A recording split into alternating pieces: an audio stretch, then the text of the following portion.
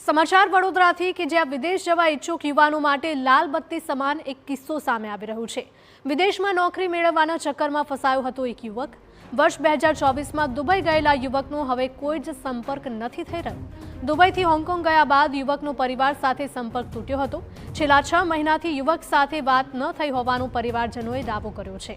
Agent પણ યોગ્ય જવાબ ન આપતો હોવાનો પિતાનો આક્ષેપ છે। યુવકના પિતાએ પોલીસ મથકે એજન્ટ વિરુદ્ધ ફરિયાદ નોંધાવી છે। એમ કહેતો કે હું થાઈલેન્ડમાં છું મમ્મી, અને લગભગ 6 મહિનાથી 5 મહિનાથી અમારું કોઈ જાતનું કોન્ટેક્ટ નથી લીધો। શું માગણી શું કરી રહ્યા છો?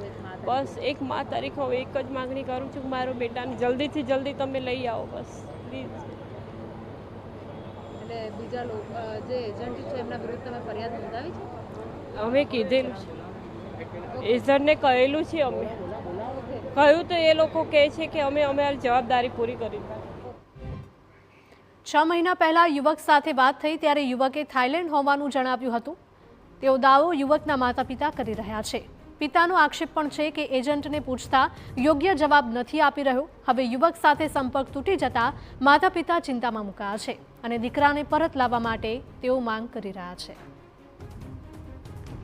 મારો મિત્ર છે, એને મોકલેલો છે, વેદ અને કુશાંગ કરીને। હવે એજન્ટો શું જવાબ આપે? હવે હાથ ઊંચા કરી દીધા, તમારું બાળક દુબઈથી ક્યાં ગયું અમને ખબર નથી। ફોન પર વાત ક્યારે થઈ? છેલ્લા 6 મહિના પહેલાં થયેલી। સરકારશ્રી પાસે અને પોલીસ કમિશનર સાહેબ પાસે બસ કે અમારા બાળકને જેમ બને તમે પરત લાવી આપો।